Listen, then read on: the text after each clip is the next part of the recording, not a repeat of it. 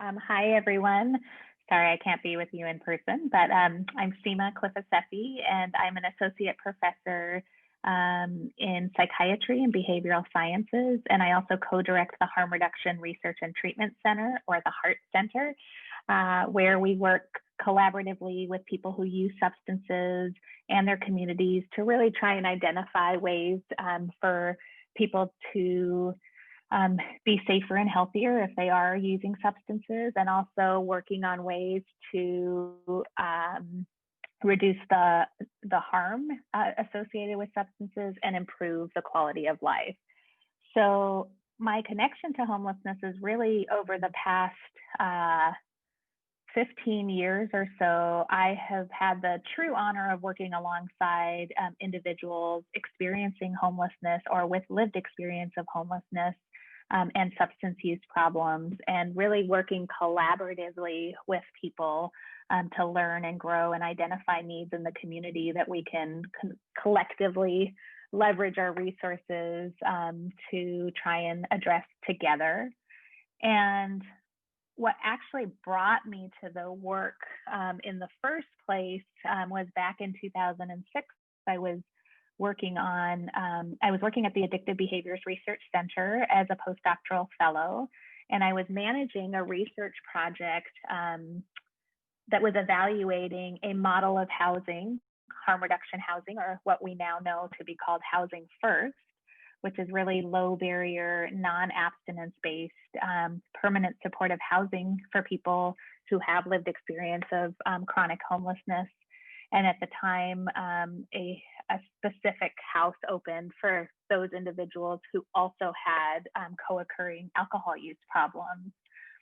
And so through my involvement with that project, I actually started spending time in the community. And I had the opportunity to sit with people and talk to them about their lived experience and listen to, bear witness of their life histories, which I really see as stories of strength and resilience. And I was just really welcomed in and invited into the community to work collaboratively on ways, like I said before, to leverage our collective wisdom and strengths to actualize what the community wanted to see happen for themselves. And so I often think about this, in terms of Brian Stevenson, who is an incredible human rights lawyer and activist who launched the Equal Justice Initiative. He talks a lot about proximity. And he was this young lawyer interfacing with justice-involved individuals who were on death row. And he talks about how his proximity to the individuals that he was able to work with really helped him grow compassion, really helped him see the humanity in all of us, and understanding people better. And I would say the same is true for me in this work. And I have been absolutely transformed by the work that I do with the communities that I have the true privilege and honor to work alongside. I'm a cognitive and experimental psychologist by training. I studied the effects of alcohol and alcohol placebos on memory. And then I came in 2003 as a postdoctoral fellow to work and learn more about alcohol research. And it was there that I was really brought into more clinical work. And then eventually the community-based participatory research framework that I now use in all my approach to research. So.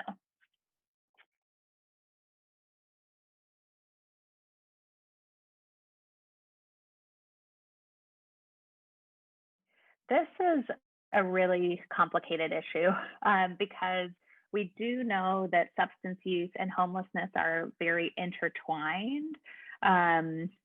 And that substance use is likely both a cause and a result of homelessness, and everybody's pathway is slightly different. So some people might lose their jobs and subsequently then their housing because of their substance use. And then on the flip side, people may utilize substances to cope with the stressors of living on the streets, we hear that a lot from people. You know, alcohol can help people feel warm on a cold night. Meth can help people stay awake, so that they can like literally not sleep and guard their stuff and, you know, stay vigilant and safe. So there are actual real reasons why people who are experiencing homelessness may use substances. And I think a lot of people lose sight of that. And then the other piece is that people who use substances often have co-occurring mental health issues. So they might use substances purely to self-medicate and try to cope with the stressors that they're experiencing for whatever mental health issue is prevalent for them.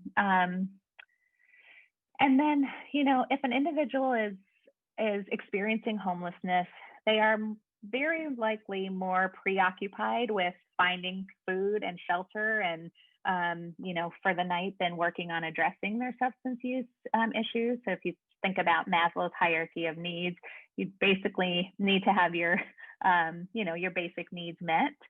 So the reality is that if people don't have a stable environment, it can be really hard to work towards things that they want to see happen for themselves, including substance-related goals.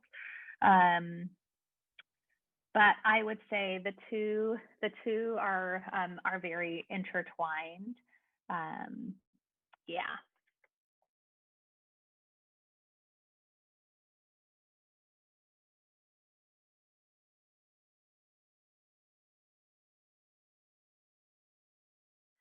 You know, I worked with an incredible woman who was a resident of one of the programs that we were working in, who helped launch one of our community advisory boards. And she used to say, you know, my little girl dreams were not to grow up and become homeless.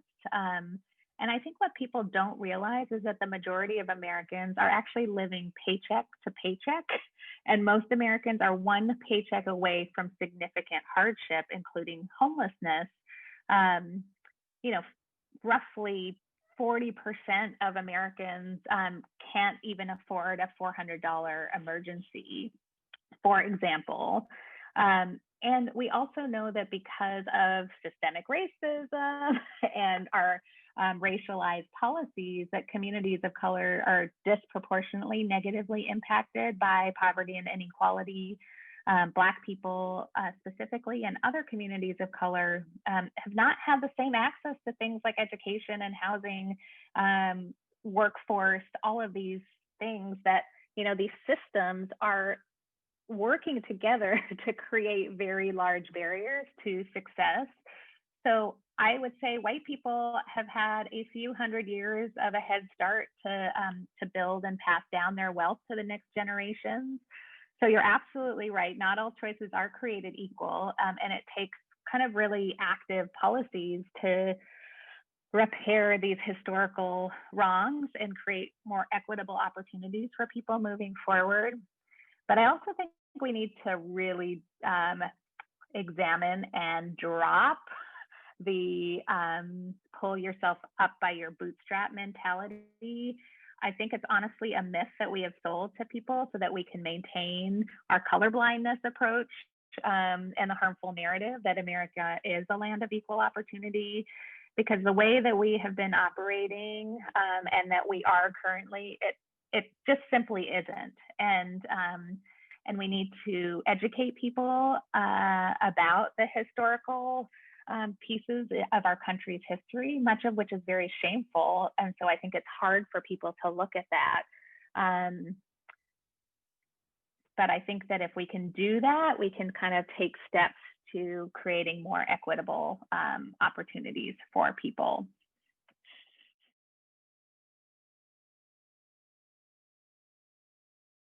An eternal optimist. So I do believe that we can solve it if we work together as a collective rather than this kind of individualistic mentality that we tend to have here in America.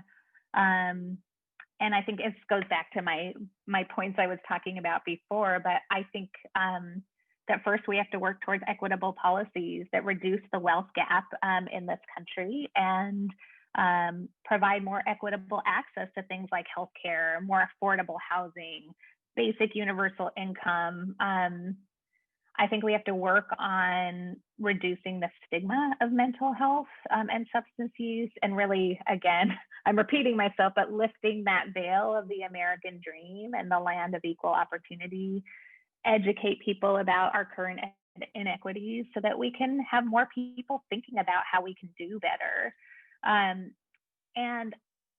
I am currently spending some time in New Zealand, and while no government is perfect, and there are inequities everywhere, I would say their leanings kind of toward a more collective approach and socialized policies actually means that less people are struggling. And again, it is not perfect, but we could probably take a page or two out of their book and learn how to work more closely and honor our Indigenous populations, for example, and the people who literally built much of America. And I'm speaking about Black Americans.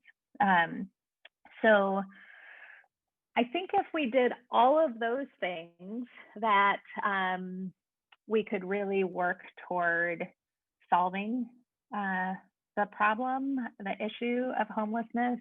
I think it comes down to the wealth gap piece, and the fact that, the top 1% keep getting richer and richer, and the rest of people are not achieving those things. And so I think part of that is our very capitalistic mentality, and again, the individualistic kind of approach. So I'd like to see us working more as a collective to approach these things. And I think if we do that, we can address some of these social issues that we're seeing.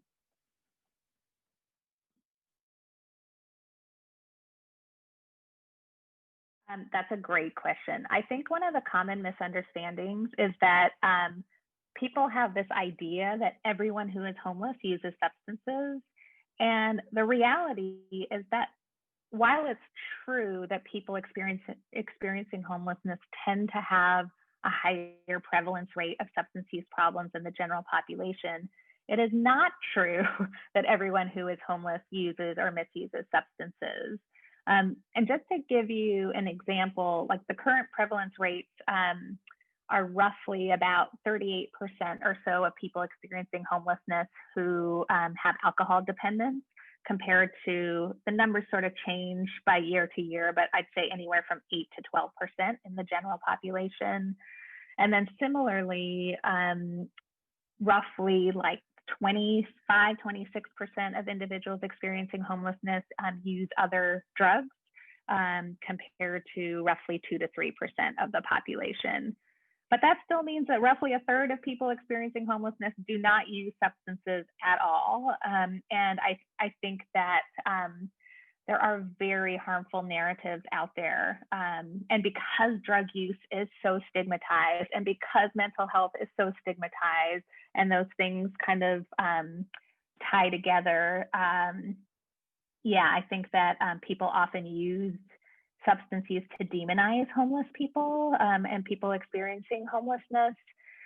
And there have been very harmful narratives. There have been very harmful television programs, one of which I just learned is coming out, following the Seattle is Dying piece that was done by the Sinclair Network last year, that gained a lot of traction, using homelessness as like a very divisive issue.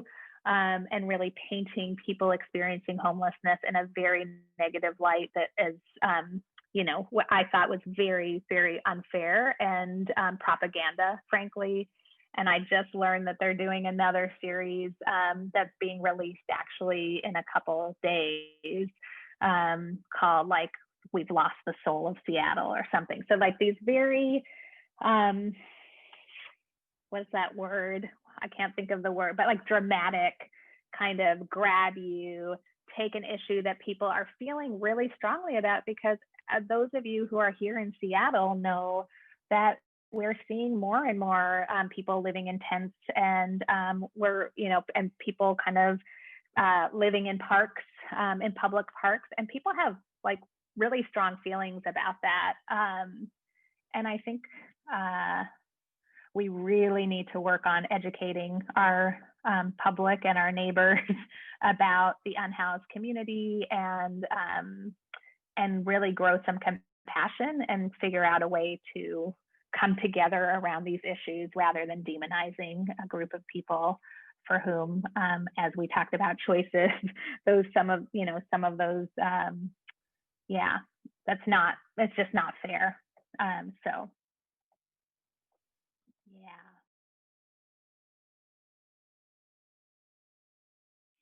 Oh my gosh. So number one, the resources needed. We need housing, everybody. We just simply do not have enough affordable housing stock in our city. And I spend most of my time in Seattle, so that is what I'm speaking to. But we have to figure out ways to have more affordable housing. People are getting priced out of Seattle left, right, and center. I think the latest statistic I saw is that in order to survive and live a full life in Seattle, you need a salary of like $60,000 or $62,000 to pay for rent. And I mean, that is just simply not okay. And, we have all this tech in our city. We have Microsoft, we have Boeing, we have Amazon. We are one of the richest cities in the world. We should be able to figure this out, and we just haven't. So housing, number one. I would also say all the points that I've been touching on previously, things like we need better mental health, social services, access to treatment, and I'll just put in a plug, particularly harm reduction treatment, which we know that there are roughly 96% of the population who need substance use treatment, but don't get it for one reason or the other, primarily because substance use has been so stigmatized that people don't feel that they need it, or that they're not willing to explore ways to stay safer and healthier if they are choosing to use, because we've been so focused in our culture around substance use, around abstinence. And my goal as a harm reductionist is really trying to figure out how to minimize the risks associated with the use and maximize the quality of that person's life. And when we do that, and we can talk about substance use in those terms, then suddenly people want to be like, yeah, I want to figure out ways to maximize the quality of my life. I mean, who doesn't want to do that? So I think if we can kind of reshift and reframe and have better access to all sorts of types of treatment for substance use, not just the dominant abstinence-based model, that we could reach a lot more people. I mean, I'm going to go so far to say resources, access to universal health care, access to basic universal income. Dropping the judgment, the moral judgment pieces, dropping the pull yourself up by your bootstrap mentality. Those things can go a really long way, I think, in resources that are needed to end homelessness. So even campaigns like, around stigma and stigma reduction could be really helpful in terms of educating the general public.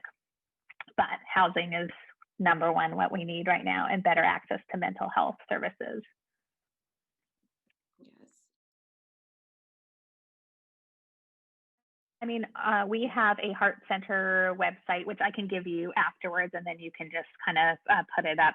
And that is really, so I work in the substance use field. I've just, the last decade plus or so, I've been working alongside people experiencing homelessness and substance use.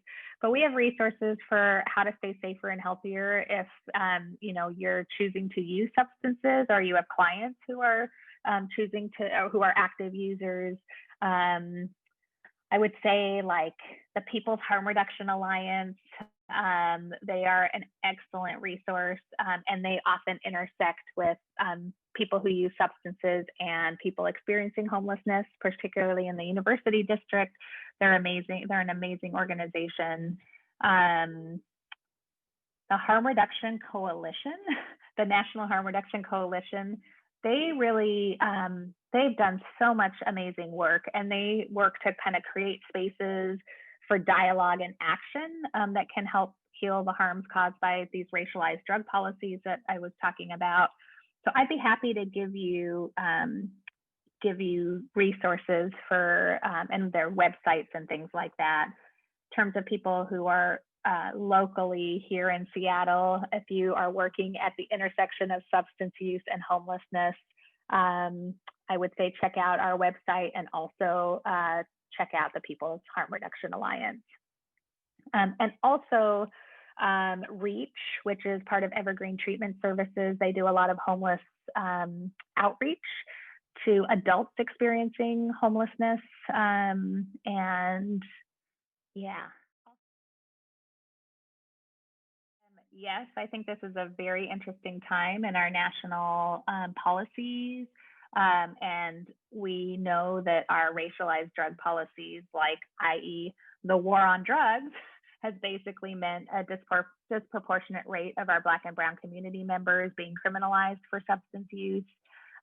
So I think we really need to be looking at ways to decriminalize substance use and treat it as a public health issue.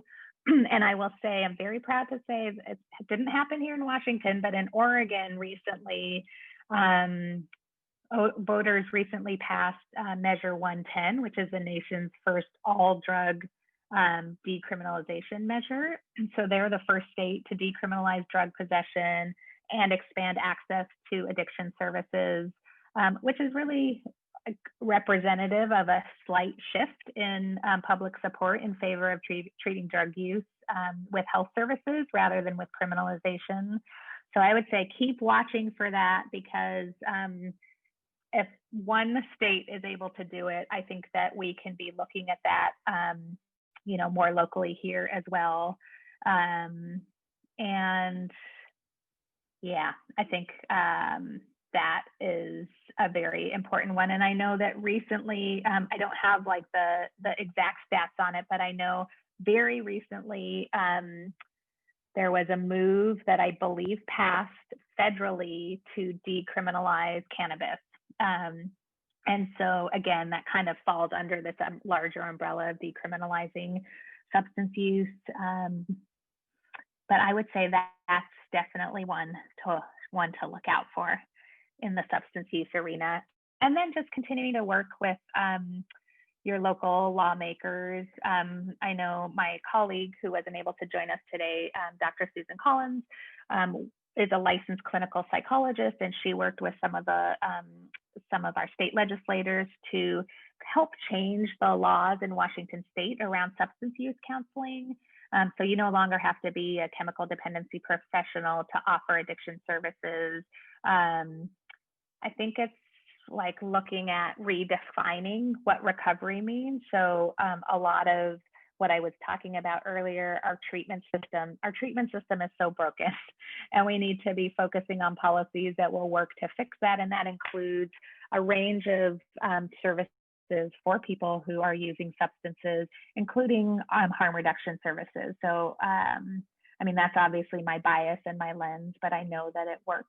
And I know that harm reduction really is about centering the person and providing self-determined and autonomy to the individual, regardless of how they choose to use substances.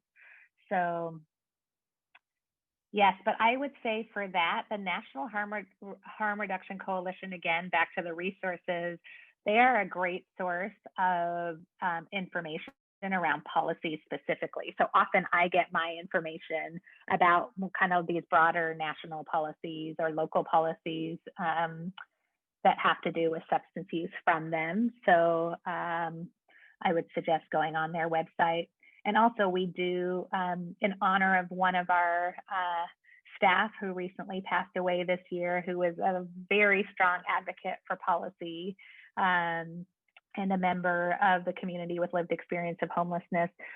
At the Heart Center, we actually started a monthly policy newsletter called All Rise, which is what he used to say, Joey Stanton used to say whenever any of us walked into a room when we were having a meeting.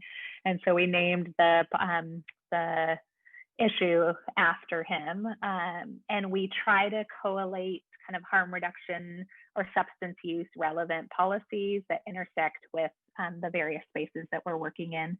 So if anyone's interested in that, I can provide information for how to subscribe to that newsletter. It's a monthly newsletter. that we send out through the Heart Center. So yeah.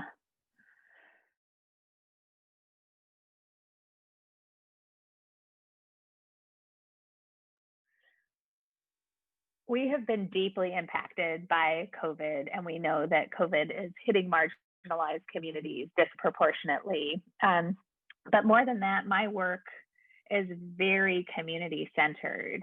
And part of the reason I believe we've been able to be so successful in the work that we collaboratively do is because we have been able to be in the community where people can see our faces, where we can bring and share food, where we can sit side by side and work on issues that people want to see happen in their community. COVID has totally extracted that from us. And so as researchers and people trying to work in the community, it has been really, really challenging. And one of the things that we've absolutely realized, and we should have realized this before, but I think just here we are living in a tech city. I mean, we've got Amazon and Facebook and Google, all these new tech companies popping up in the heart of the city, and yet not even a few blocks away is one of the housing programs I work at that does not have consistent access to the internet.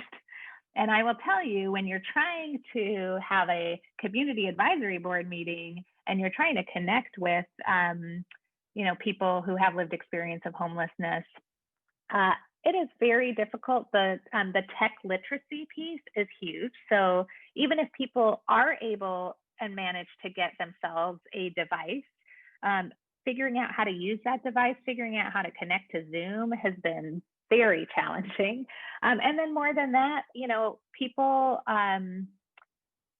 don't have access to technology. So they might have a phone for a month, and then when we try to contact them next, we're not actually able to because, maybe they haven't been able to afford their phone bill for that following month.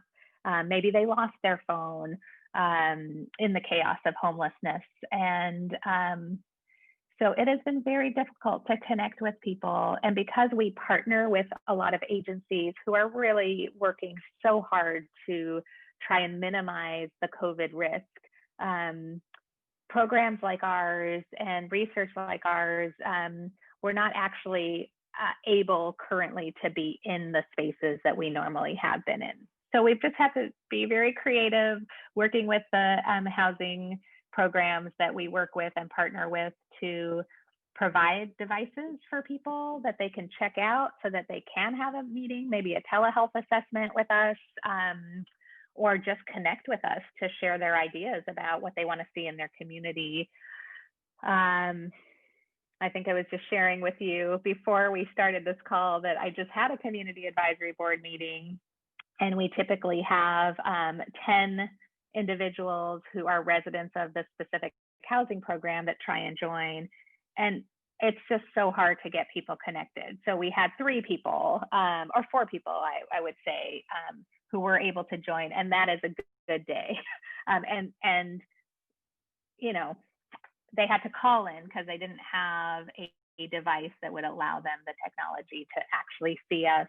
So it's not ideal. And we really, this is something that has become so important to me, is this idea of internet justice.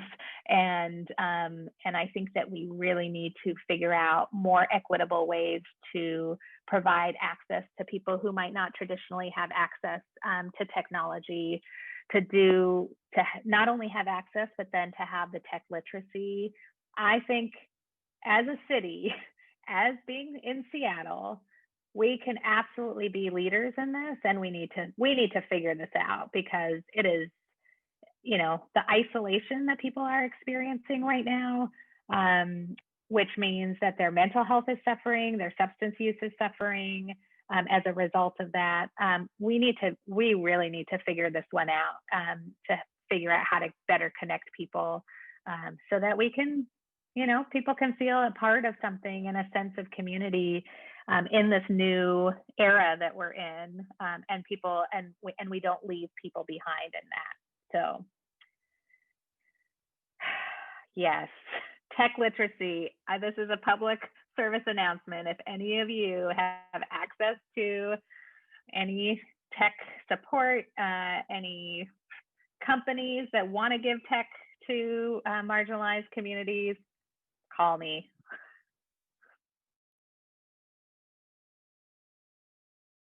Oh, thank you so much for doing this. And I hope those of you who are watching this series are being exposed to all of these, new ways of thinking. And hopefully the information that you're getting is helping you think more creatively around homelessness and substance use, and how we can work together to resolve these issues, because I believe we can. I just believe we have to work together and more creatively. So thank you so much for letting me talk about the things I'm passionate about. And yeah, if you have any other questions, or if anyone watching this has questions about the Harm Reduction Research and Treatment Center, please feel free to contact me.